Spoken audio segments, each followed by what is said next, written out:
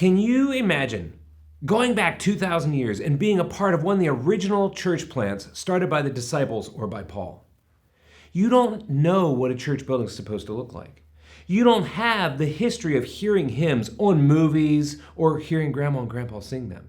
You don't have more than one or two disciples to think of as examples. You don't have a history of grandma and grandpa, great grandma and grandpa, mom and dad to be watching and to be thinking about what a disciple of Christ is supposed to look like.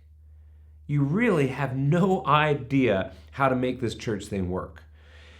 If you can imagine that, you also might be able to think about the fact that some of these churches might sometimes go a little bit off the rails and not be living precisely the way the disciples or Paul would want them to live.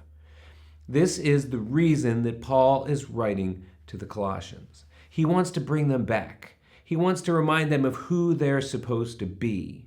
As a matter of fact, he says in verse 10, the first chapter of Colossians, he's sending this letter so that they will walk in a manner worthy of the Lord.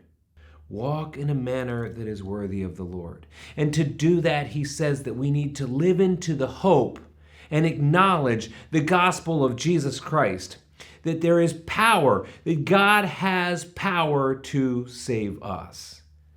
Can we trust God's power?